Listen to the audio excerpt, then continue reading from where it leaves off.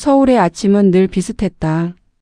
출근길 지하철 안에서 들려오는 스마트폰 알림음, 하얀 이어폰 너머로 흘러나오는 영어 회화 앱의 기계음, 그리고 그 모든 소리를 감싸는 사람들의 무표정한 얼굴들. 정우는 그 익숙한 소음 속에서도 늘 혼자였다. 그는 회사에서 조용한 남자로 통했다. 항상 단정한 셔츠에 어두운 색 넥타이, 군더더기 없는 말투. 회의에서는 필요한 말만 했다. 불필요한 감탄사도 장황한 농담도 없었다. 그 덕분에 동료들은 그를 신뢰했고 상사는 그를 무난한 직원이라 불렀다. 정우는 그 평판이 마음에 들었다.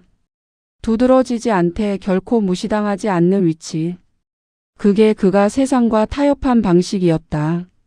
하지만 아무도 몰랐다. 그가 퇴근 후 집에 돌아가면 유튜브에서 일본어 뉴스를 틀어놓고 저녁을 먹는다는 걸. 그가 침대 머리맡에 놓인 일본 문학서 미시마 유키오의 단편집을 펼쳐놓고 잠든다는 걸. 그의 세계는 두 개의 언어로 이루어져 있었다. 하나는 세상이 보는 평범한 한국 남자의 언어, 그리고 다른 하나는 오래전 일본에서 익힌 그만의 숨은 세계의 언어였다. 그가 처음 일본어를 배운 건 23살 때였다. 대학을 졸업하고 무역회사의 신입사원으로 들어갔지만 회사는 그를 일본 지사로 발령 보냈다. 오사카 변두리의 좁은 원룸, 낯선 간판들, 어색한 인사말. 그곳에서 그는 처음으로 언어의 벽이라는 걸 느꼈다. 이봐 정우 씨. 커피 좀 부탁해. 그 말 한마디조차 정확히 알아듣지 못해 허둥댔던 그때 그는 결심했다. 이 언어를 내 것으로 만들겠다. 처음엔 생존을 위한 공부였다. 길거리 표지판을 번역하고 편의점 점원과 단어를 주고받으며 문장을 익혔다. 그런데 어느 순간부터 그는 일본어 그 자체의 리듬에 빠졌다. 억양의 완급, 말끝의 여백, 정중함 속에 숨은 감정의 결. 그건 한국어와는 전혀 다른 종류의 섬세함이었다. 4년의 시간이 흘렀을 무렵 그는 일본인 친구들과 농담을 주고받고 술에 취해 속내를 털어놓을 정도가 되었다. 그러나 귀국 후 그는 그 능력을 누구에게도 드러내지 않았다. 그건 단순한 언어가 아니라 자신이 그곳에서 살았던 시간의 증거였기 때문이다. 누군가에게 설명하기엔 너무 복잡한 기억이었다. 그곳에서 그는 사랑도 잃었고 실패도 맛봤다. 그래서 일본어는 그에게 일종의 봉인된 상자였다. 서울로 돌아온 뒤 10년. 그의 삶은 안정적이었다. 그는 승진했고 무역부의 중간 관리자가 되었고 회의실 한쪽에서 통역을 거쳐 일본 파트너사와 대화할 때면 언제나 점잖게 웃으며 모른 척했다. 통역이 틀리거나 뉘앙스를 놓쳐도 그는 지적하지 않았다. 나는 듣고 이해하지만 말하지 않는다. 그게 그의 원칙이었다. 언어는 권력이다. 그리고 그는 그 권력을 침묵 속에 감추는 법을 알고 있었다. 그날도 그랬다. 교류 사업 관련 회의가 있던 날 회의실의 공기는 유난히 긴장되어 있었다. 서울시와 교토시의 자매도시 협력 프로젝트. 정우의 회사는 중간에서 문화행사와 수출입을 담당하는 역할이었다. 회의실 문이 열리자 낯선 여자가 들어왔다. 검은 재킷에 단정한 흰 블라우스, 서류철을 가슴에 안은 채 고개를 숙였다. 안녕하세요. 이번 프로젝트 통역을 맡은 아야입니다. 그녀의 한국어는 거의 완벽했지만 억양 어딘가에 일본어의 부드러운 곡선이 남아 있었다. 정우는 그 짧은 문장에서 오래된 기억이 떠오르는 걸 느꼈다. 그녀는 눈웃음이 예뻤다. 미소를 지을 때마다 입꼬리가 아주 조금 일본식으로 부드럽게 휘었다. 회의가 시작되었다. 정우는 담당자로서 설명을 이어갔고 아야는 정확한 발음으로 일본 측 대표에게 옮겼다. 그녀의 통역은 자연스러웠다. 그러나 어느 순간 일본인 대표가 농담 섞인 말을 던졌을 때 그녀는 잠시 망설였다. 정우는 본능적으로 알아들었다. 한국인들은 감정 표현이 적죠. 다들 차분하네요. 아야는 웃으며 말했다. 네, 그게 장점이기도 하죠. 정우는 속으로 그 농담의 진짜 뉘앙스를 알고 있었다. 감정이 없는 게 아니라 보여주지 않을 뿐이다. 그건 어쩌면 자신에게도 해당되는 말이었다. 회의가 끝나고 복도에서 우연히 마주쳤다. 그녀는 서류를 정리하며 말했다. 오늘 통역이 좀 매끄럽지 못했죠? 아니요, 아주 훌륭했어요. 그는 짧게 웃으며 답했다. 그녀는 가볍게 고개를 숙이며 혼잣말처럼 일본어로 중얼거렸다. 정말요? 긴장했어요. 정우의 귀에 그 말이 또렷하게 박혔다. 그는 아무 일도 없었다는 듯 고개를 끄덕였다. 괜찮아요. 다음엔 더 자연스러워질 거예요. 그녀는 놀란 듯 눈을 깜빡였다. 지금 방금 무슨 뜻인지 아셨나요? 아니요, 그냥 느낌으로요. 그는 웃으며 손사래를 쳤다. 그녀는 안도한 듯 웃었고 정우는 그 미소를 오랫동안 잊지 못했다. 그날 밤 정우는 오랜만에 서랍 속에서 낡은 일본어 노트를 꺼냈다. 페이지 구석에는 묵언이라는 단어가 적혀 있었다. 그는 천천히 그 단어를 따라 썼다. 말하지 않음으로써 지키는 것. 그게 지금의 자신을 설명하는 말 같았다. 그의 휴대폰 화면에는 아야의 명함이 떠 있었다. 통역사 아야 모리야마 문화교류 전문. 그 이름 아래 적힌 작은 일본어 문장. 마음을 잇는 말을. 그 문장이 그를 한참 동안 붙잡았다. 정우는 창문을 열었다. 서울의 밤 공기가 차갑게 스며들었다. 도시의 불빛은 여전히 번잡했지만 그의 마음은 묘하게 고요했다. 그는 생각했다. 언어는 마음을 잇기도 하지만 때로는 숨기는 장치가 되기도 한다. 그의 비밀은 그 누구도 눈치채지 못한 채 여전히 침묵 속에 살아 있었다. 그건 단지 일본어 실력이 아니라 그가 살아온 또 하나의 인생이었다. 그리고 그 다음 주 그는 다시 아야를 만나게 된다. 이번에는 단순한 회의가 아니라 서로의 내면을 흔드는 만남이었다. 그때까지 그녀는 몰랐다. 자신의 모든 일본어 고백이 그의 마음에 그대로 새겨지고 있었다는 걸. 아야를 다시 본 건 교류 사업의 실무 미팅 자리였다. 겨울이 막 끝나고 봄의 냄새가 희미하게 섞여 있던 날이었다. 서울시청의 회의실 창가에는 아직 녹지 않은 눈이 쌓여 있었고 그 위로 햇빛이 부서지듯 반짝였다. 정우는 언제나처럼 일찍 도착해 노트를 펼쳐놓고 회의 자료를 후고 있었다. 그때 문이 열리고 익숙한 목소리가 들렸다. 안녕하세요, 정우 씨. 저 기억하시죠? 그녀는 그때보다 훨씬 밝은 표정이었다. 검은 머리를 낮게 묶고 코끝까지 내려오는 얇은 안경 너머로 반짝이는 눈빛.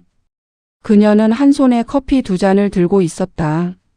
하나는 제 거, 하나는 정우 씨 거예요. 블랙 맞죠? 정우는 놀란 듯 웃었다. 어떻게 아셨어요? 그냥 느낌이요. 지난번 회의 때도 다른 분들보다 진한 커피 마시더라고요. 그녀는 자연스럽게 자리에 앉으며 말했다. 그 말투엔 섬세한 관찰력과 작은 배려가 섞여 있었다. 정우는 그 커피를 받으며 문득 생각했다. 이 사람 위험할지도 모르겠다. 회의가 시작되자 그녀는 통역을 맡으면서도 통역 이상의 일을 해냈다. 한국 측 담당자와 일본 측 대표 사이에서 미묘하게 어긋나는 말의 뉘앙스를 부드럽게 조율했고 상대가 불쾌하지 않게 농담을 던지며 분위기를 다잡았다. 정우는 그런 그녀를 보며 마음속 깊은 곳이 묘하게 흔들리는 걸 느꼈다. 그는 언어의 정확성보다 온도를 이해하는 사람을 좋아했다. 그녀의 일본어에는 그런 온도가 있었다. 따뜻하면서도 약간의 서늘함이 공존하는 목소리였다. 회의가 끝나고 점심 식사 자리가 이어졌다. 그녀는 일본 측 손님들과 자연스럽게 대화를 이어갔다. 정우는 그 대화를 다 이해하고 있었지만 모른 척하며 웃기만 했다. 그녀가 무심코 네, 그건 조금 다른 뉘앙스예요 라고 말할 때마다 그의 마음은 묘하게 간질거렸다. 그 뉘앙스를 누구보다 잘 아는 사람이 바로 자신이었기 때문이다. 식사 후 그녀가 슬쩍 물었다. 정우 씨, 일본 출장은 자주 가세요? 가끔이요. 근데 언어는 하나도 못해요. 그래요? 왠지 잘하실 것 같은데. 그녀는 웃었다. 그 순간 정우는 가슴이 철렁 내려앉았다. 그녀의 말이 단순한 농담인지 아니면 직감인지 알 수 없었다. 그래서 그는 일부러 더 무심한 목소리로 답했다. 아니에요. 그냥 비행기표 끊고 회의만 하는 수준이에요. 그럼 다음 출장 때 제가 좀 도와드릴게요. 그녀는 그렇게 말하며 미소를 지었다. 그 미소는 봄 햇살처럼 투명했다. 며칠 후 두 사람은 교토 교류 전시회 준비를 위해 함께 일하게 되었다. 아야는 프로젝트의 통역이자 문화기획 담당이었고 정우는 한국 측 실무 총괄이었다. 자연스럽게 매일 얼굴을 마주하게 되었다. 그녀는 정우의 책상 옆에서 번역 문서를 정리하며 종종 혼잣말을 했다.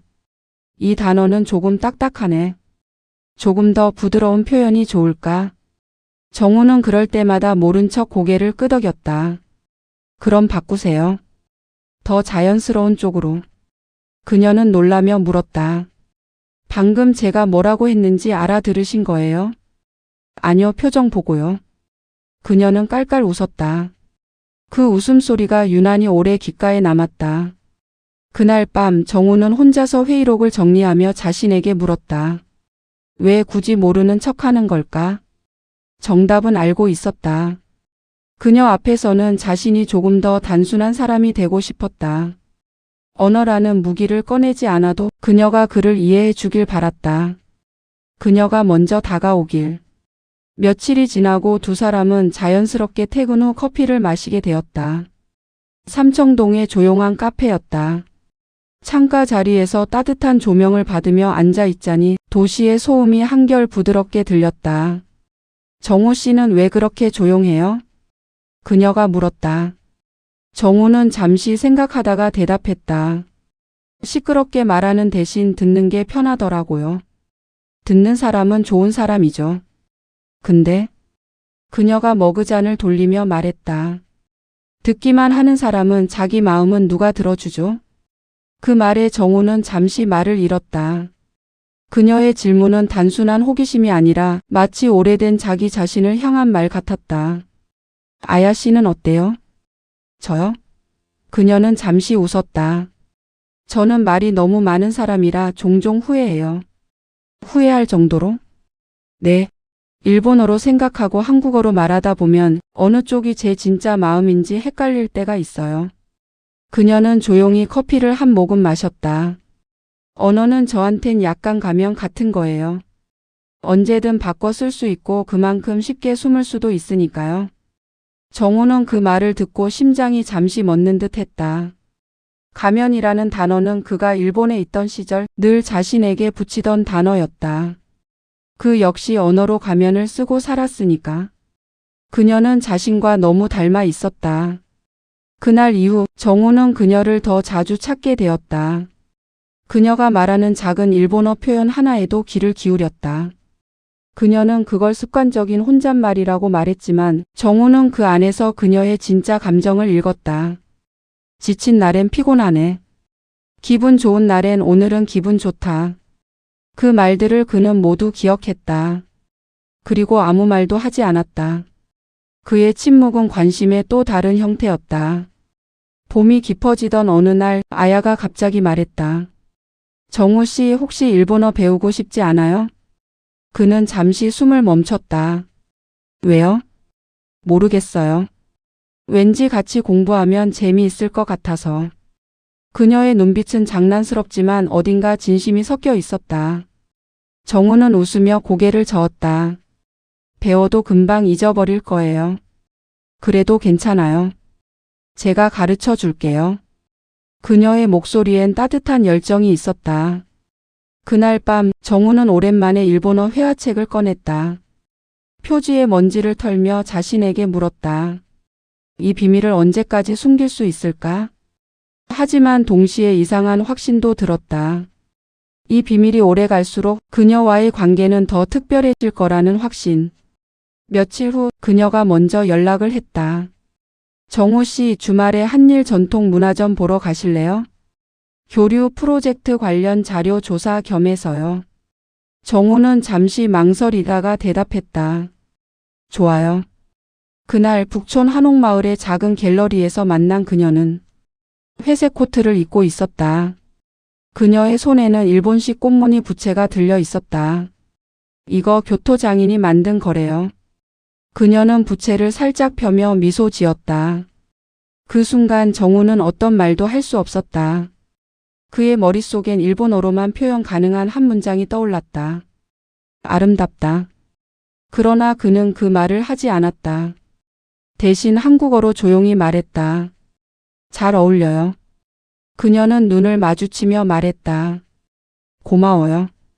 정호 씨는 가끔 말이 짧은데 이상하게 진심 같아요. 정호는 웃었다. 그녀는 몰랐다. 그의 짧은 말 뒤에는 수많은 일본어 문장이 묵음처럼 숨어 있다는 걸. 그날 이후 그들은 매일같이 연락했다. 카톡 대화엔 일상의 대화가 쌓여갔다. 오늘 커피 마셨어요? 회의 어땠어요? 피곤하죠? 평범한 말들이었다. 하지만 정우는 그 평범함 속에서 자신이 점점 달라지는 걸 느꼈다. 그의 하루가 누군가의 언어로 채워지고 있었다. 그녀의 말투, 웃음, 작은 혼잣말 하나까지. 그건 이미 그의 일상이 되어 있었다. 봄의 끝자락, 프로젝트가 마무리될 무렵이었다. 아야가 조용히 말했다. 정호 씨, 다음 달에 교토 출장 같이 가시죠? 저요? 네. 이번엔 직접 현장 확인도 해야 하니까요. 그녀는 살짝 웃으며 덧붙였다. 비행기표는 제가 알아볼게요. 그리고 일본어는 제가 다 할 테니까 걱정 마세요. 정우는 그 말을 들으며 묘한 감정이 스쳤다. 그녀의 말은 다정했지만 동시에 아프게 들렸다. 일본어는 제가 다 할 테니까. 그녀는 몰랐다. 그가 그 말을 단어 하나까지 완벽히 이해한다는 걸. 그는 그저 고개를 끄덕였다. 네, 잘 부탁드릴게요. 그녀는 환하게 웃었다. 그 웃음 속에서 정우는 또 한 번 침묵을 선택했다. 그의 마음속에서 언어는 여전히 비밀의 벽으로 남아 있었다. 그러나 그는 알았다. 이 벽 너머엔 언젠가 무너져야 할 진짜 대화가 기다리고 있다는 것을. 사람의 관계에는 언제나 보이지 않는 문이 하나씩 있다. 그 문은 서로의 마음을 완전히 열기 직전 아직 용기가 부족한 이들이 서성이는 경계선 같은 것이다. 정우에게 그 문은 언어였다. 아야와 연인이 된 건 교토 출장에서 돌아온 뒤였다. 출장 마지막 날 벚꽃이 흩날리던 강가에서 그녀가 먼저 말했다. 정우 씨, 이건 그냥 말할게요. 그녀는 잠시 숨을 고르더니 일본어로 말을 이었다. 당신과 있으면 마음이 편해요. 그 말은 바람처럼 부드럽게 그의 가슴 속으로 스며들었다. 그녀는 정우가 알아듣지 못한다고 믿었기에 그의 반응을 신경 쓰지 않았다. 그저 감정을 있는 그대로 내뱉는 듯한 표정이었다. 정우는 그 순간 대답 대신 미소를 지었다. 그녀가 말한 일본어의 뜻보다 그 말이 가진 온도가 중요했으니까. 그날 밤 그들은 처음으로 손을 잡았다. 서울로 돌아와서도 그들의 관계는 자연스럽게 연인으로 이어졌다. 아야는 그 사실을 주위에 쉽게 이야기하지 않았다. 그녀는 말보다 표정으로 감정을 표현하는 사람이었다. 그리고 정우는 그런 그녀의 조용한 방식이 좋았다. 하지만 사랑이 깊어질수록 정우는 점점 더 많은 비밀의 순간을 마주해야 했다. 아야는 습관적으로 일본어로 일기를 썼다. 침대 옆 스탠드 불빛 아래서 작은 노트에 뭔가를 적을 때면 정우는 옆에서 조용히 책을 읽는 척했다. 그녀의 펜 끝이 종이를 스치는 소리, 가끔 새어나오는 낮은 혼잣말. 오늘은 조금 외롭다. 그 말이 들릴 때마다 정우는 심장이 조용히 흔들렸다. 그녀가 곁에 있으면서도 외롭다고 느끼는 이유를 그는 물을 수 없었다. 왜냐하면 그가 그 말을 이해한다는 사실부터가 이미 그들 사이에 또 다른 비밀이었기 때문이다. 그녀는 종종 농담처럼 말했다. 정우 씨는 진짜 일본어 못하는 거죠? 당연하죠. 근데 가끔 제가 일본어로 말하면 미묘하게 웃어요. 그건 아야 씨가 웃길 때 웃는 거예요. 그녀는 장난스럽게 손가락을 세워 말했다. 수상해요. 그 표정은 뭔가 알고 있는 사람의 표정이에요. 정우는 그저 어깨를 으쓱했다. 모르는 게 많아서 그래요. 그녀는 웃었다. 그 미소에는 의심과 애정이 동시에 섞여 있었다. 둘의 관계는 조용하지만 안정적이었다. 주말이면 함께 마트에 가고 저녁에는 각자 요리를 나눴다. 아야는 가끔 일본식 된장국을 끓였고 정우는 한국식 제육볶음을 만들었다. 그들은 식탁에 나란히 앉아 서로의 음식에 대해 장난스럽게 평가했다. 이건 너무 짜요. 그건 한국인의 맛이에요. 그럼 난 일본인 입맛으로 갈게요. 그녀가 그렇게 말할 때마다 정우는 속으로 웃었다. 그녀는 자신의 일본어가 정우에게 의미 없는 소리로 들린다고 믿었겠지만 정우는 그 안에서 그녀의 마음결을 읽었다. 그녀가 언제 행복하고 언제 긴장하는지를. 어느 밤 비가 조용히 내리던 날이었다. 정우는 퇴근 후 집으로 돌아오며 편의점에서 맥주 2캔을 샀다. 집 안엔 아야의 잔잔한 목소리가 흘러나왔다. 그녀는 이어폰을 꽂고 일본 라디오를 듣고 있었다. 그는 조용히 맥주를 냉장고에 넣고 옆에 앉았다. 그녀가 라디오를 끄고 웃었다. 오늘 회사 어땠어요? 늘 똑같죠. 그 똑같은 하루에도 뭔가 재미있는 일은 있었을 거예요. 정우는 맥주를 따며 대답했다. 당신이 문자한 거요. 오늘 하늘 예쁘다는 말. 그게 재미있어요? 그럼요. 그거 하나로 하루가 달라졌어요. 그녀는 잠시 그를 바라보다가 작게 중얼거렸다. 기쁘다. 정우는 그 말을 듣고 천천히 웃었다. 그녀는 자신이 말한 단어의 뜻이 들리지 않는다고 생각했겠지만 그의 마음은 이미 그 짧은 한마디로 가득 찼다. 그렇게 조용한 밤들이 쌓여갔다. 하지만 언어의 벽은 그들 사이에서 점점 더 높아지고 있었다. 정우는 모르는 척하는데 익숙해졌지만 가끔 그 연극이 버거웠다. 그녀가 감정적으로 무너질 때 그가 해줄 수 있는 말이 너무 많았기 때문이다. 어느 날 그녀가 작은 소리로 중얼거렸다. 엄마에게 말하지 못했어. 그 말이 너무 진지해서 정우는 순간 숨이 멎었다. 그는 눈을 감았다. 그녀가 흘리는 작은 눈물 그리고 다시 이어진 속삭임. 내 잘못이었는데. 정우는 그제야 깨달았다. 그녀의 마음속엔 자신이 모르는 상처가 있다는 걸. 그는 그 말의 의미를 알면서도 괜찮아요? 라고 한국어로만 물었다. 그녀는 고개를 저으며 웃었다. 그냥 옛날 얘기예요. 그렇게 말했지만 그녀의 손끝은 여전히 떨리고 있었다. 며칠 후 아야의 친구 미호가 일본에서 잠시 방문했다. 둘은 오랜만에 만난 듯 일본어로 신나게 대화를 나눴다. 정우는 거실 한켠에서 서류를 정리하며 그들의 대화를 들었다. 그 사람 다정하네. 근데 비밀 많아 보여. 응, 그럴지도. 그녀의 대답에 정우의 손끝이 멈췄다. 그는 그 말을 들으며 처음으로 생각했다. 그녀도 나를 믿지 못하는 걸까? 그 순간 언어는 더 이상 다리가 아니었다.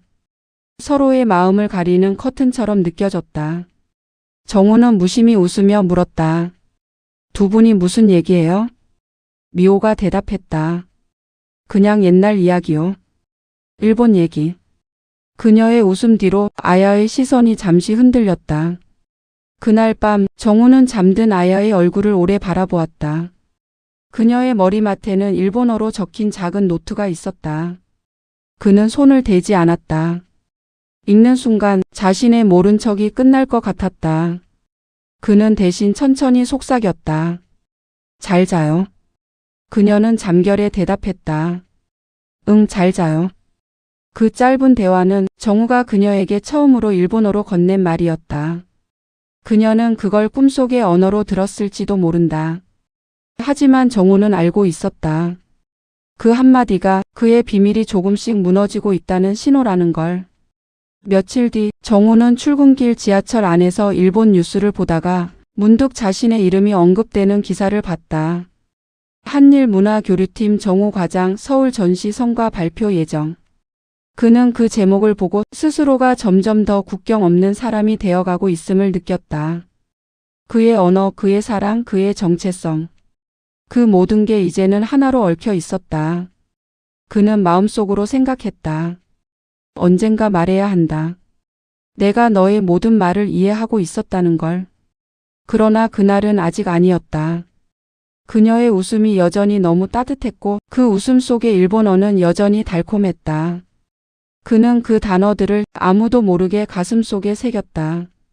결혼식은 늦은 봄 청담의 한 호텔에서 열렸다. 햇살이 창가로 흘러내리던 오후, 정우는 거울 앞에서 마지막으로 넥타이를 매만졌다. 푸른빛이 도는 정장, 깔끔하게 빗어 넘긴 머리, 그리고 손끝에 닿는 차가운 긴장감. 준비 다 됐어요? 메이크업을 마친 아야가 문틈으로 얼굴을 내밀었다. 하얀 드레스가 햇빛을 받아 은은히 빛났다.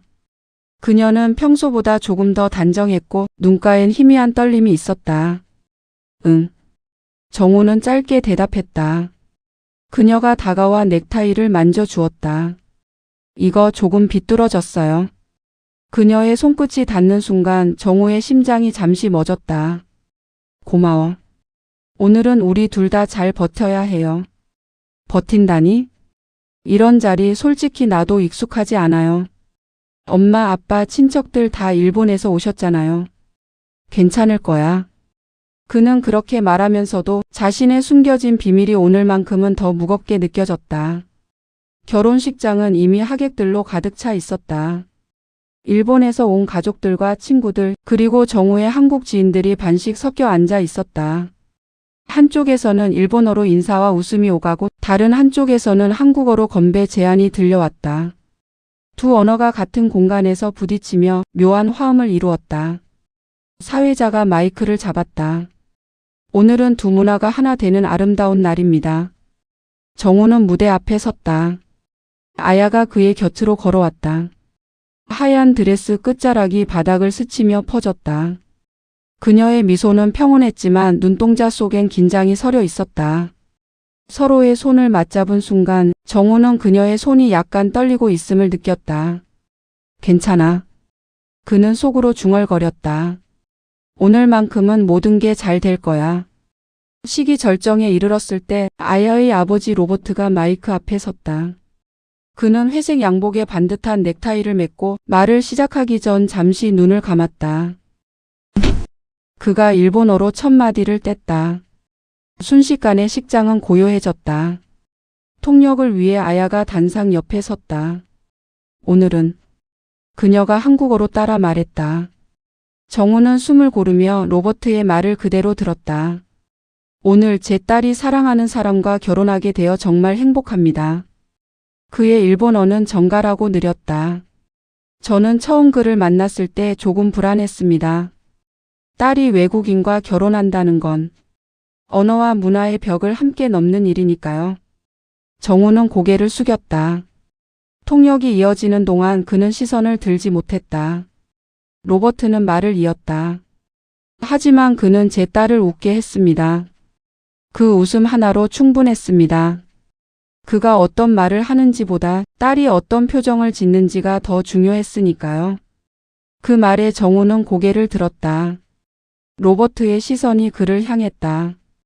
잠시 두 사람의 눈이 마주쳤다. 그 눈빛 속에는 당신이 우리 말을 이해하고 있군요. 라는 확신이 스쳤다. 정우의 심장이 세게 뛰었다. 하지만 그는 아무 말도 하지 않았다. 미소만 지었다. 그 순간 로버트는 짧게 미소를 지으며 다시 고개를 숙였다. 알고 있었군요. 정우는 속으로 생각했다. 언젠가부터 당신은 내 비밀을 눈치채고 있었겠지. 연애가 시작되고 하객들이 서로의 언어로 축하를 건넸다. 축하해요. 두 언어가 뒤섞인 소리의 파도 속에서 정우는 묘한 고립감을 느꼈다. 모두가 축하하고 있는데 자신만이 진짜 말을 할 수 없는 사람처럼 느껴졌다. 그는 와인을 한 모금 마시며 테이블 끝에서 아야를 바라보았다. 그녀는 친척들과 웃으며 대화하고 있었다. 하지만 그 웃음 속엔 어딘가 공허한 그림자가 있었다. 그녀의 말이 들렸다. 아빠, 아까 연설 정말 좋았어요. 그래. 근데 그 사람 다 알아듣는 것 같더라. 네? 눈이 그랬어. 정우는 잔을 내려놓았다. 그 순간 그들의 대화가 더 이상 단순한 배경음처럼 들리지 않았다. 그건 그의 세계를 건드리는 소리였다. 밤이 깊어갈수록 결혼식장은 점점 조용해졌다. 하객들이 하나둘 떠나고 정우와 아야는 호텔 복도를 걸었다. 그녀가 먼저 입을 열었다. 오늘 정말 긴 하루였어요. 응. 그래도 멋졌어.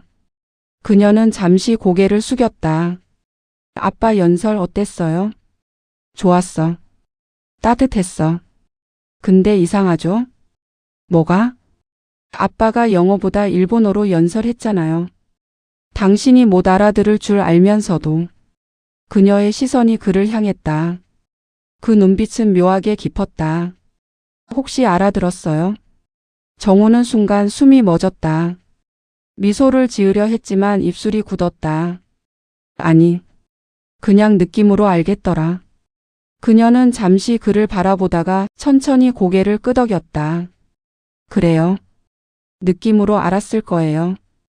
그 말엔 미묘한 뉘앙스가 섞여 있었다. 나는 당신이 뭔가 숨기고 있다는 걸 알아요. 라는 듯한. 밤늦게 호텔 스위트룸으로 들어온 두 사람은 조용히 서로의 어깨에 기대었다. 밖에서는 강남 도심의 불빛이 유리창에 부딪혀 반짝였다. 결혼식의 흥분이 조금씩 사그라들 무렵 아야가 속삭였다. 정우 씨, 우리 말이에요. 언젠가 일본 가면 내 고향 보여줄게요. 응. 꼭. 그때쯤엔 일본어 조금 배워봐요. 내 가족들 더 이해할 수 있게. 그래. 노력해볼게. 그는 그렇게 답했다. 하지만 그 말은 거짓이었다. 그는 이미 이해하고 있었다. 다만 말하지 않고 이해하는 사람으로 남고 싶었다. 새벽 2시 아야가 잠든 뒤 정우는 창가에 앉아 있었다. 도시의 불빛이 그를 비추고 있었다. 그는 조용히 중얼거렸다. 로버트 씨, 당신은 이미 아셨죠? 그는 결혼식장에서 느낀 그 시선을 떠올렸다. 언어는 통역으로 이어질 수 있었지만 진실은 번역되지 않는다. 그날의 연설은 그에게 말하고 있었다. 말하지 않아도 이해하는 것. 그게 진짜 관계다. 정우는 눈을 감았다. 그 말의 의미가 이제는 단순한 축복이 아니라 하나의 경고처럼 느껴졌다. 다음 날 아침 호텔 조식당에서 아야가 말했다. 오늘 부모님은 일본으로 돌아가요. 그럼 다음엔 우리가 가야겠네. 응. 다음엔 우리 차례예요. 그녀는 커피잔을 들고 미소를 지었다. 그 미소는 평온했지만 어딘가 깊은 곳에서 그녀 역시 무언가를 숨기고 있는 듯 했다. 정우는 속으로 생각했다. 우린 서로에게 아직 말하지 않은 말이 너무 많다. 결혼식은 끝났지만 그들의 진짜 이야기는 이제 시작이었다. 결혼 후 첫 해 모든 것은 겉보기엔 평온했다. 정우는 회사에서 승진했고 아야는 일본계 디자인 회사의 서울지사에서 일했다. 둘은 주말이면 함께 장을 보고 가끔 한강을 산책했다. 표면만 보면 완벽한 신혼이었다. 그러나 정우는 그 평온함 속에서 이상하게 늘 이질감을 느꼈다. 그건 그녀의 침묵 속에 섞여 있는 낯선 음의 떨림 때문이었다. 어느 밤 정우는 늦은 회식 후 조용히 현관문을 열었다. 불은 꺼져 있었고 거실에는 희미한 스탠드 불빛만 남아 있었다. 아야의 목소리가 들렸다. 낮게 그러나 분명하게 일본어로. 응, 알고 있어. 지금은 말할 수 없어. 그녀는 전화 중이었다. 목소리에는 긴장과 서글픔이 섞여 있었다. 정우는 순간적으로 멈췄다. 그녀는 자신이 듣고 있다는 걸 몰랐다. 그는 발걸음을 멈춘 채 그 말의 의미를 곱씹었다. 지금은 말할 수 없어? 그 문장은 어떤 종류의 비밀을 품고 있었다. 엄마한테는 아직. 그 말이 끝나자마자 정우는 일부러 큰 소리로 신발을 벗었다. 문이 쾅 닫히는 소리에 아야가 놀라 급히 전화를 끊었다. 왔어요? 응. 늦어서 미안. 아니에요. 이제 막 전화 끝났어요. 누구랑? 그냥 친구요. 일본 쪽. 정우는 미소 지었다. 그래? 일본 친구들도 자주 연락하네. 가끔요. 그녀의 대답은 자연스러웠지만 정우는 그 순간 알아챘다. 그녀가 가끔이라는 단어를 말할 때 살짝 눈을 피했다는 걸. 그날 밤 정우는 잠을 이루지 못했다. 침대 옆에서 들리는 그녀의 규칙적인 숨소리. 그 옆에 누워 있으면서도 그는 점점 더 멀어지는 기분이었다. 내가 그녀의 언어를 안다는 걸 말할까? 그는 수십 번 생각했다. 하지만 매번 그 결심은 그럼 지금까지 왜 숨겼느냐는 질문 앞에서 무너졌다. 언어의 비밀은 이제 둘 사이에 작은 균열이 되어 있었다. 며칠 후 아야는 회사 회식이 있다며 늦게 들어왔다. 시간은 밤 11시가 넘었다. 정우는 소파에 앉아 있었다. 그녀가 문을 열며 말했다. 미안해요. 조금 늦었죠? 응. 괜찮아. 오늘 팀장이 일본 본사에서 왔거든요. 인사하느라 시간이 좀. 일본 본사? 응. 오사카 쪽. 정우는 무심히 물었다. 이름이 뭐래요? 다카하시 마코토. 그녀는 아주 짧게 답했다. 하지만 그 이름이 그녀의 입에서 나오는 순간 정우의 머릿속에서 어떤 문장이 번쩍였다. 그날 밤 그녀가 전화해서 말한 이름. 마코토였다. 다음 날 정우는 출근길 카페에서 혼자 앉아 있었다. 창밖에는 이른 봄비가 내렸다. 커피잔을 만지작거리며 그는 전날의 대화를 되새겼다. 다카하시 마코토. 그 이름은 평범한 일본식 이름이었지만 정우의 마음속에선 그 자체로 하나의 경고처럼 울렸다. 그는 문득 웃음이 나왔다. 이해한다는 건 결국 고통을 감수하는 일인가? 그는 모든 단어를 알아듣지만 단 한마디도 물을 수 없었다. 그게 지금의 그들의 균형이었으니까. 며칠 후 주말 아침이었다. 아야는 부엌에서 일본식 오차즈케를 만들고 있었다. 정우는 식탁에 앉아 신문을 읽는 척했다. 그녀가 조용히 중얼거렸다. 마코토 씨가 또 꿈에 나왔어. 정우의 손끝이 굳었다. 신문의 글씨가 흐려졌다. 그녀는 자신의 말을 정우가 알아듣지 못한다고 믿었기에 그 말은 무의식처럼 흘러나왔다. 그녀는 곧 자신이 중얼거렸다는 걸 눈치채고 조용히 입을 다물었다. 정우는 아무 일 없다는 듯 신문을 접었다. 오늘 어디 나갈까? 글쎄요, 집에 있고 싶어요. 그녀는 시선을 피한 채 밥 위에 차를 부었다. 김향기가 퍼지는 그 순간 정우는 깨달았다. 이 집의 공기 속에는 이제 서로에게 닿지 않는 말들이 가득하다는 걸. 그날 오후 정우는 거실 서랍에서 아야의 작은 메모 노트를 발견했다. 그건 그가 예전에 본 그녀의 일본어 일기장이었다. 그는 한참을 망설였다. 손끝이 떨렸다. 이건 하면 안 되는 일이다. 그는 그렇게 되뇌었지만 결국 노트를 펼쳤다. 페이지에는 짧은 문장들이 빼곡히 적혀 있었다. 꿈속에서 또 마코토를 만났다.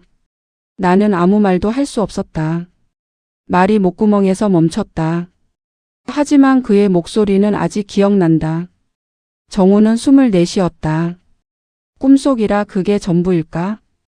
그는 그렇게 자신을 다독였지만 그 문장 하나하나가 마음을 찔렀다. 그는 노트를 덮고 제자리에 두었다. 그녀가 알지 못하게 다시 완벽한 모른 척을 준비했다. 그날 밤 아야가 잠든 뒤 정우는 천장을 바라봤다. 잠이 오지 않았다. 그는 속삭였다. 아야, 내 꿈에 나오는 그 사람 정말 그냥 꿈이야? 그의 목소리는 공기 속에 흩어졌다. 대답 대신 그녀의 고른 숨소리만 들려왔다. 정우는 자신이 점점 낯설어지고 있음을 느꼈다. 그녀를 이해하기 위해 배운 언어가 이제는 자신을 괴롭히는 무기가 되어 있었다. 다음 주 회사 회식이 끝난 늦은 밤. 정우는 다시 집으로 돌아왔다. 현관에 들어서자 안에서 누군가의 웃음소리가 들렸다. 낯익은 여자 목소리 그리고 낮은 남자 목소리. 그는 문 앞에서 멈췄다. 핸드폰 스피커를 통해 흘러나오는 소리였다. 마코토 들려? 응응 외로. 정우의 손이 문고리에서 미끄러졌다. 잠시 후 그녀가 전화를 끊었다. 그는 문을 열었다. 왔어요? 아야가 놀란 얼굴로 그를 바라봤다. 응. 전화했어? 응, 일본 친구요. 마코토? 그녀의 눈이 커졌다. 그 이름 어떻게 알아요? 정우는 미소 지었다. 전에 들은 것 같아서. 아, 그렇구나.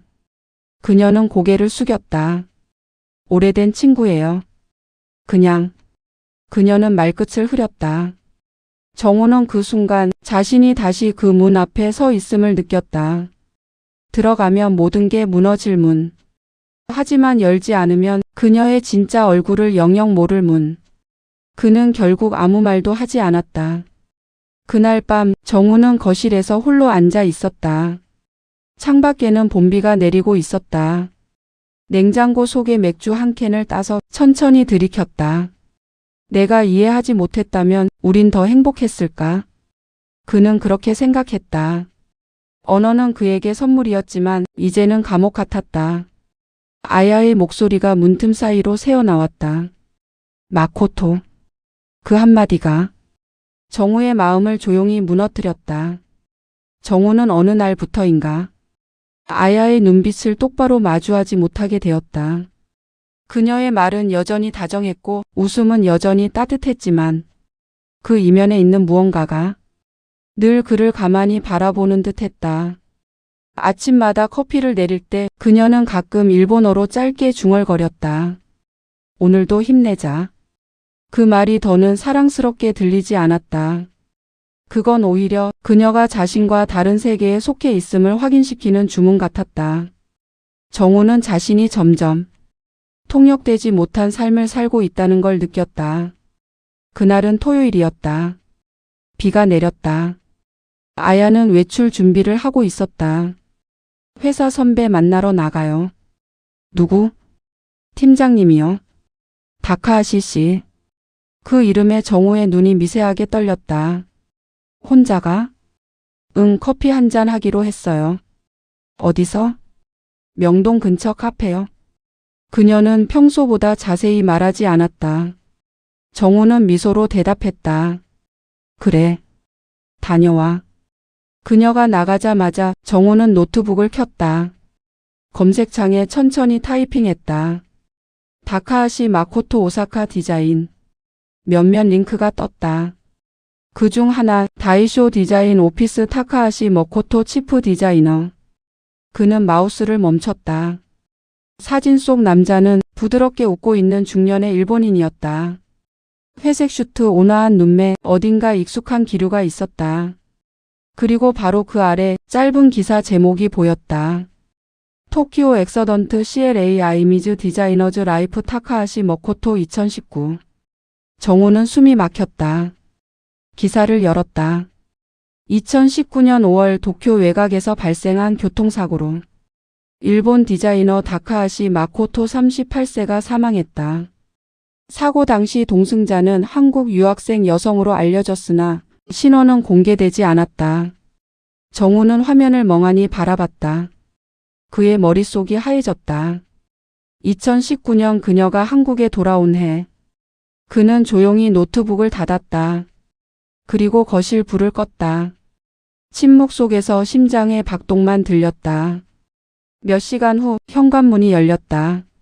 아야가 들어왔다. 우산에 묻은 빗방울을 털며 말했다. 비가 많이 오네요. 그래, 많이 오더라.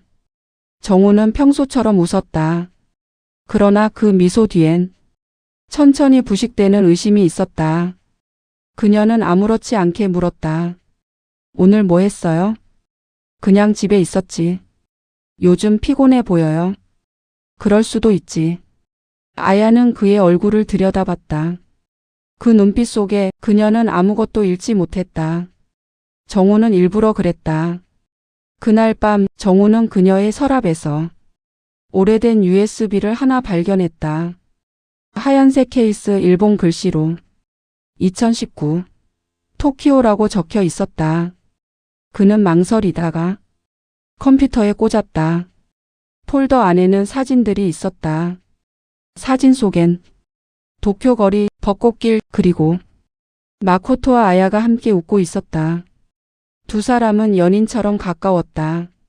정우는 손을 뻗었다가 사진 하나를 클릭하지 못하고 그 자리에 굳어섰다. 사진의 파일명은 마지막 봄. 그는 한참 동안 그 단어를 바라봤다. 마지막 봄. 그녀에게 그것은 무엇의 끝을 뜻하는 말이었을까? 그날 이후 정우는 그녀를 바라보는 시선이 달라졌다. 사랑은 여전히 있었지만 그 사랑 위에는 한 겹이 냉기가 얹혀 있었다. 아야는 여전히 다정했다. 그러나 그녀의 눈빛 속에는 언제나 먼 곳을 바라보는 그림자가 있었다. 정우는 그 그림자를 이해하고 싶었다.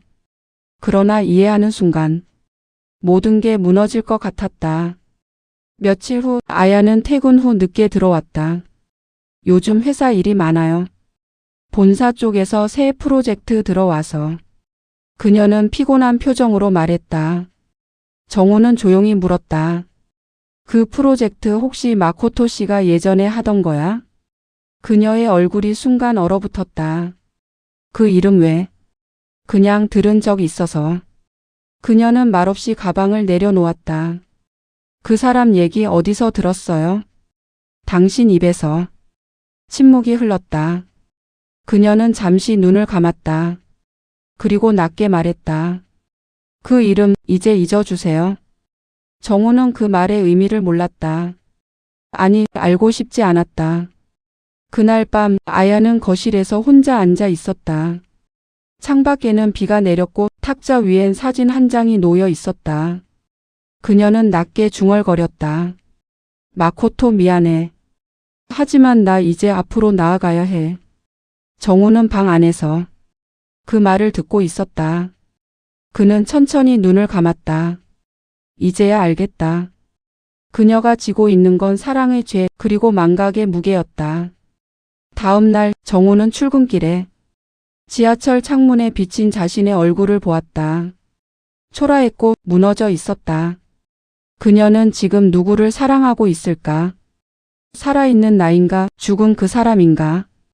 그 질문은 하루 종일 머릿속을 맴돌았다. 밤이 되자 정우는 결심했다. 그는 더 이상 모른 척하지 않기로 했다. 집으로 돌아와 조용히 아야 앞에 섰다. 아야. 그녀가 고개를 들었다. 나 일본어 알아. 그녀의 눈이 크게 흔들렸다. 언제부터? 처음부터. 그럼 지금까지 다 듣고 있었어요? 그래. 왜 말 안 했어요? 당신이 먼저 말해 주길 바랐으니까. 그녀는 잠시 아무 말도 하지 못했다. 눈가가 젖어들었다. 그리고 아주 작게 말했다. 마코토는 내 약혼자였어요. 그 말이 떨어지는 순간 정우의 세상이 조용히 무너졌다. 아야의 목소리가 떨렸다. 도쿄에서 함께 일했어요. 결혼을 앞두고 있었는데 그날 사고가. 그녀는 손으로 얼굴을 가렸다. 그때 내가 조수석에 있었어요. 그 사람이 죽고 나는 살아남았어요. 정우는 아무 말도 할 수 없었다. 그녀의 고백은 그동안의 모든 침묵을 설명하고 있었다. 한국으로 돌아와서 그의 꿈이던 디자인 회사를 이어가고 싶었어요. 그래서 여기까지 왔어요. 당신을 만났고 처음엔 그냥 도망치고 싶었어요. 하지만 그녀는 고개를 들었다. 당신을 사랑하게 됐어요. 진심으로. 정우의 눈가가 젖었다. 그는 낮게 말했다. 그럼 왜 숨겼어? 그 이름을 입에 올리는 게 너무 무서웠어요. 그 순간 그 사람의 죽음이 다시 시작되는 것 같아서. 긴 침묵이 흘렀다. 정우는 천천히 손을 내밀어 그녀의 손을 잡았다. 그 손은 차가웠지만 떨리는 생의 온기가 있었다. 이해할게. 그 말은 진심이었다. 하지만 동시에 그는 알고 있었다. 이해하는 순간 사랑은 더 이상 예전의 것이 아니게 된다는 걸. 그날 밤 두 사람은 아무 말 없이 나란히 앉아 있었다. 창밖에는 다시 비가 내리고 있었다. 아야가 조용히 속삭였다. 정우 씨 만약 일본어를 몰랐다면 우리 더 행복했을까요? 정우는 웃으며 대답했다. 그럴 수도 있겠지. 그녀는 고개를 끄덕였다. 그래도 알아줘서 고마워요. 정우는 그녀를 바라봤다. 그녀의 눈 속엔 슬픔이 있었고 그 슬픔이야말로 그녀의 진짜 언어였다. 그 밤 정우는 일기장을 꺼내 짧게 적었다. 언어는 벽이 아니라 문이다. 그러나 문을 연 순간 그 안에 있던 비밀도 함께 흘러나온다. 그는 펜을 내려놓고 조용히 눈을 감았다. 비소리 사이로 아야의 낮은 숨결이 들려왔다. 그것은 여전히 사랑의 소리였고 또한 슬픔의 소리였다. 봄이 다시 돌아왔다. 하지만 그 봄은 정우와 아야가 함께 처음 맞이했던 봄과는 달랐다. 햇살은 여전히 따뜻했지만 그들 사이의 공기는 어딘가 서늘했다. 진실이 드러난 지 한 달. 그 이후로 둘은 조심스러워졌다. 아야는 예전처럼 웃었고 정우는 예전처럼 대답했지만 대화의 끝마다 어색한 여백이 남았다. 그 여백 속엔 서로가 닿을 수 없는 거리감이 있었다. 아침 식탁 위 두 사람은 나란히 앉아 있었다. 토스트를 굽는 소리, 커피 향, 그리고 그 사이를 메우는 침묵. 오늘은 어디 가요? 아야가 물었다. 부산 본사 회의. 하루만? 응, 내일 아침에 돌아올 거야. 그녀는 고개를 끄덕였다. 조심히 다녀와요. 정우는 커피잔을 내려놓았다. 그래. 그 한마디에 담긴 온도는 낮았다. 아야는 그 미세한 차이를 느꼈지만 아무 말도 하지 않았다. 기차 안 정우는 창밖을 바라보았다. 지나가는 풍경 속에 그는 자신이 점점 번역되지 않는 존재가 되어가고 있다는 생각이 들었다. 그는 그녀의 언어를 완벽히 이해하지만 그녀의 마음은 이제 어느 단어로도 설명되지 않았다. 휴대폰 화면을 켜니 사진첩 속에는 함께 여행 갔던 일본의 골목 사진들이 남아 있었다. 벚꽃이 흩날리던 거리, 라멘집의 작은 간판, 그리고 그녀의 웃음.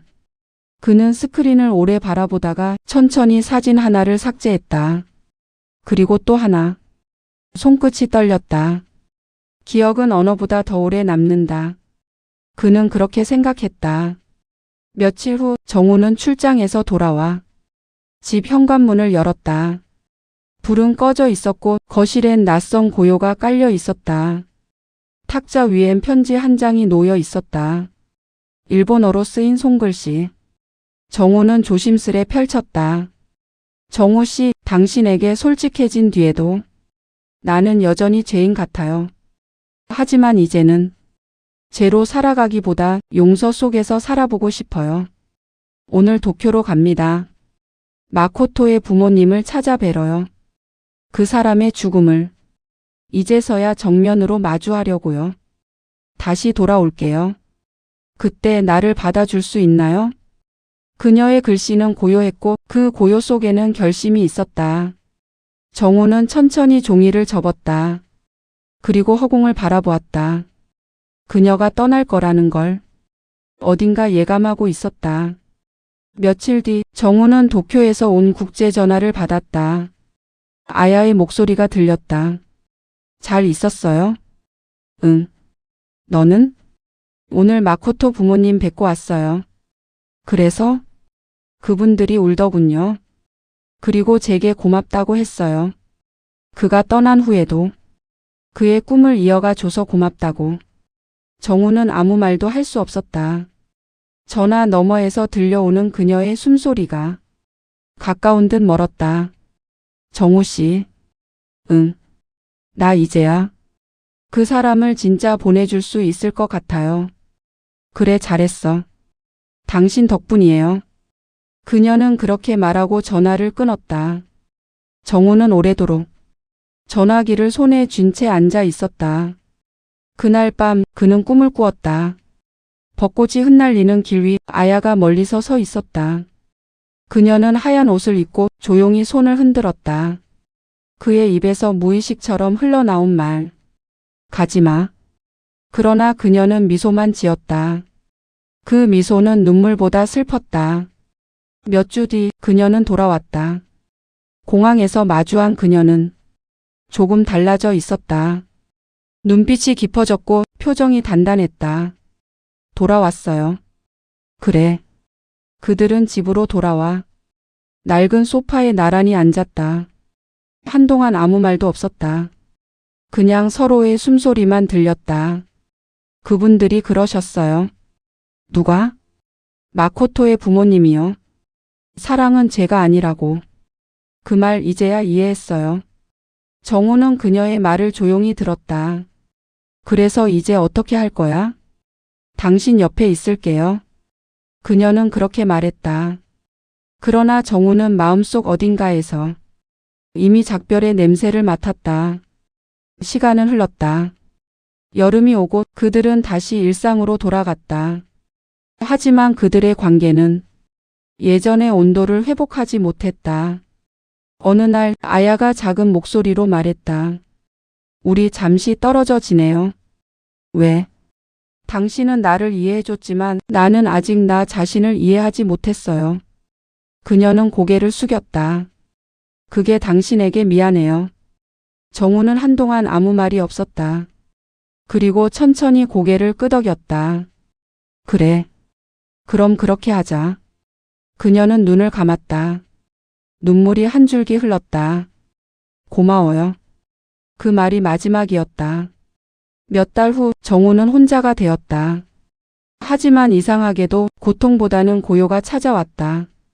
가끔은 카페에서 일본 신문을 펼쳐들었다. 활자 사이사이에서 아야의 목소리가 들리는 듯했다. 그는 문득 깨달았다. 사랑은 사라지는 게 아니라 언어를 바꿔 살아가는 것이라는 걸.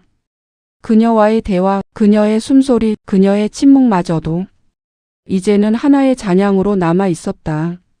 어느 밤 그는 일기장에 이렇게 적었다. 언어는 결국 마음의 그릇이다. 그 그릇이 깨지면 내용은 흘러나가지만 향기는 남는다. 정우는 펜을 내려놓고 창밖을 보았다. 도시의 불빛이 흔들리고 있었다. 그 빛은 마치 멀리서 들려오는 그녀의 웃음 같았다. 그는 속삭였다. 잘 자, 아야. 그 말은 바람에 흩어져 밤의 공기 속으로 사라졌다. 그러나 그 울림은 그의 가슴 속에서 오래도록 맴돌았다. 그날 밤 태희는 퇴근 후 곧장 집으로 돌아오지 않았다. 연락도 없었다. 하루의 회사 메신저에 남긴 마지막 메시지는 단 한 줄이었다. 오늘은 좀 늦을 것 같아요. 짧고 차가운 문장이었다. 그녀의 말투에서 체온이 느껴지지 않았다.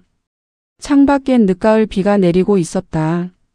빗줄기는 일정한 박자로 유리창을 때리며 하루의 머릿속을 점점 침묵으로 잠식시켰다.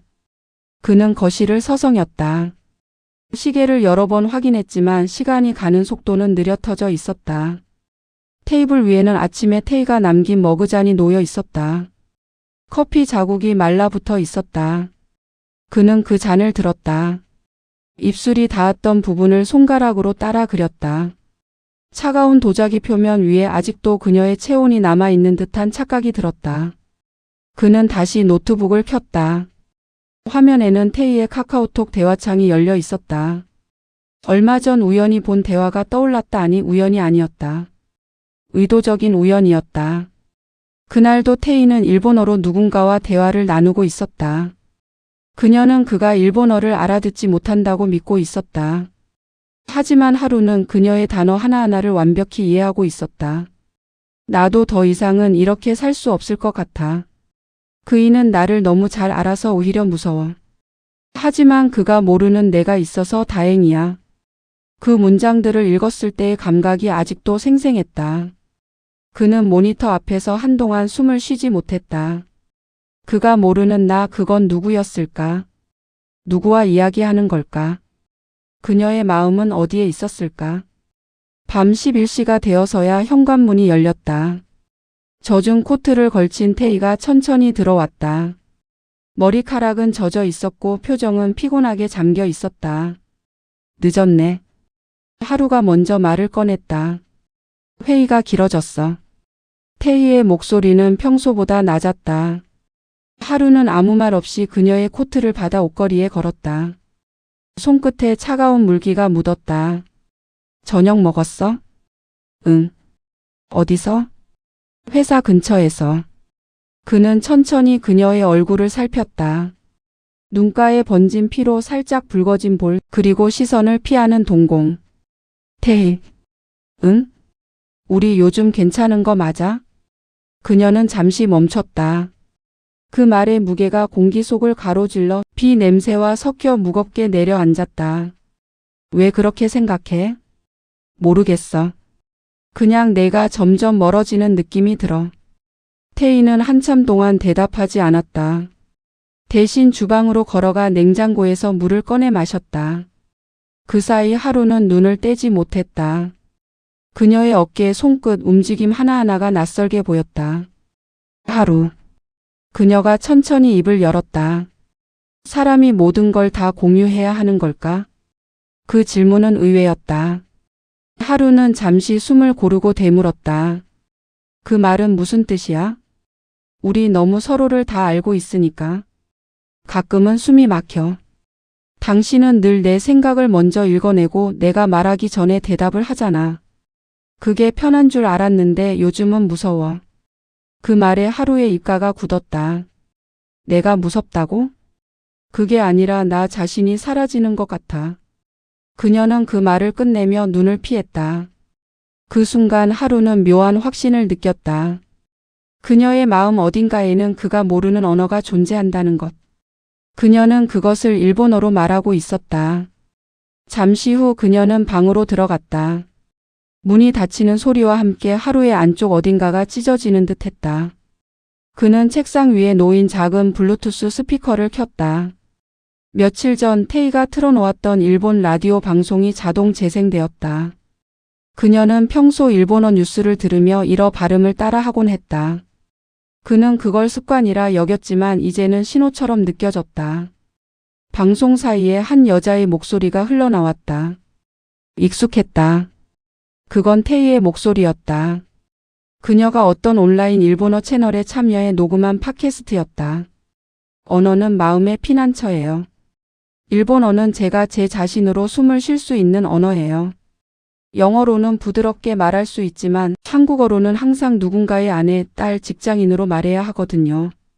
하루는 그 순간 모든 것이 이어지는 걸 느꼈다.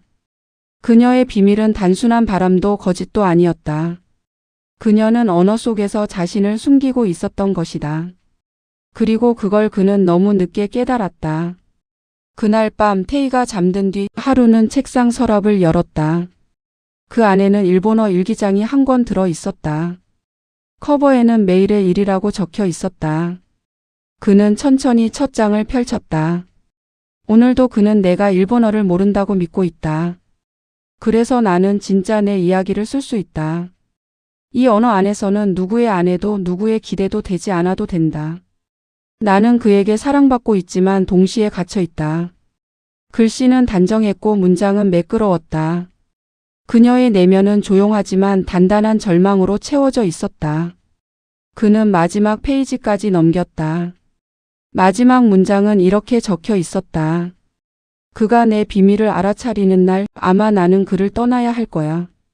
왜냐면 그때 나는 더 이상 그의 언어로 존재하지 않을 테니까. 하루는 펜을 들었다.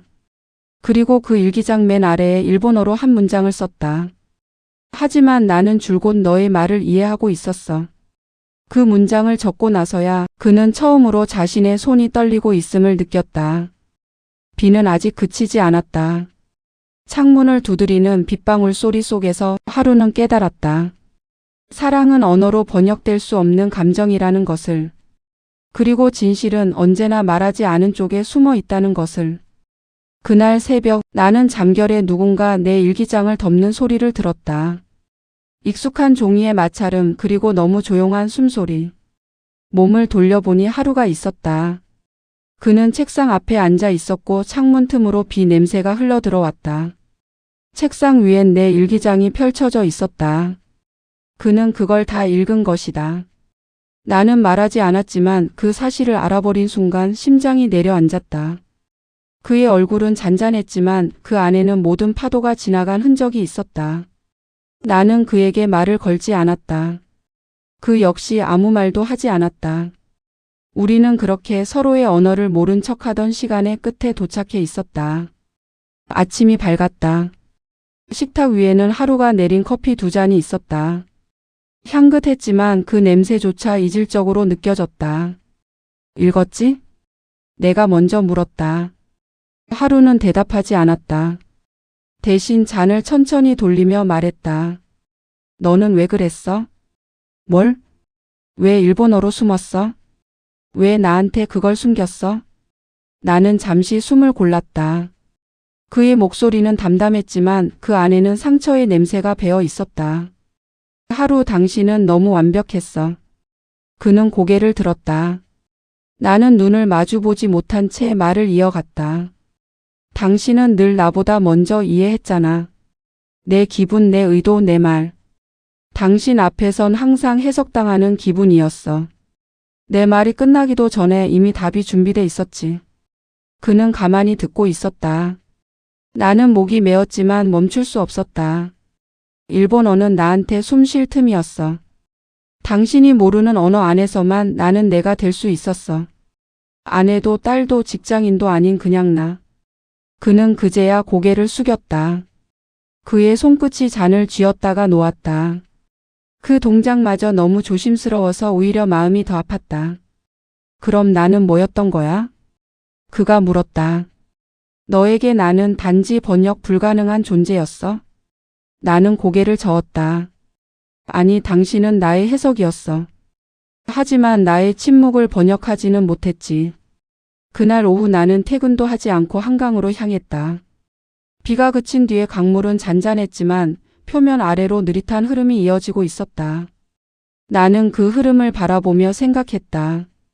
우리는 언제부터 모르는 척을 선택했을까? 처음엔 다정이었을 것이다. 그가 나를 이해하려 했고 나는 그에게 내 언어를 맡겼다. 그런데 어느 순간부터 그 다정이 나를 감시처럼 느끼게 했다.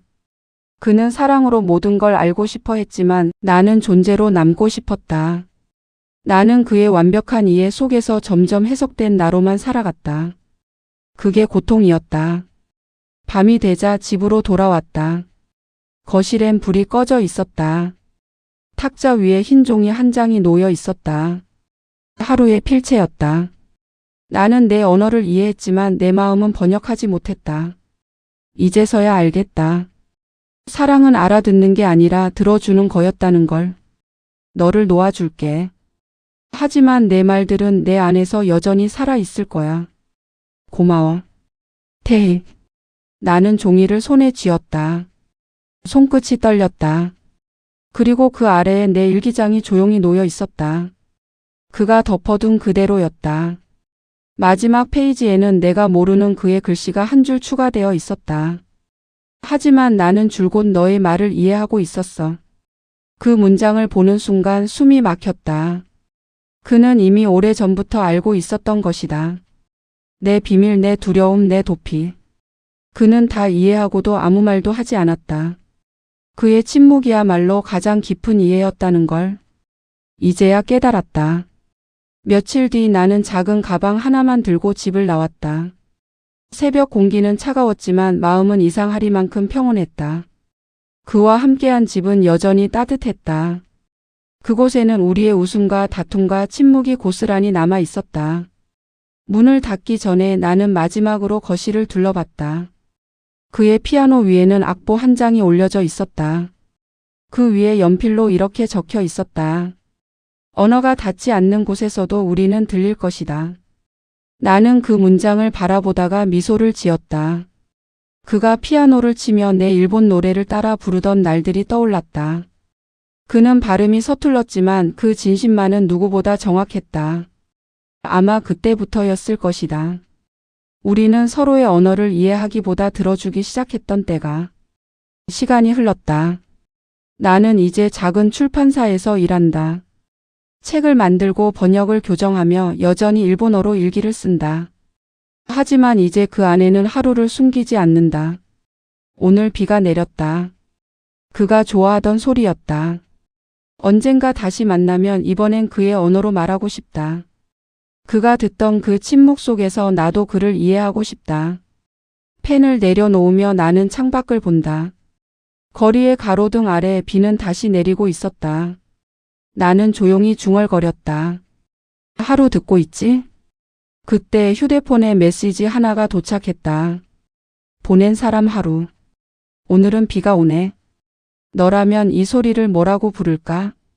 나는 웃음이 났다. 그의 질문이 그 자체로 대화였다.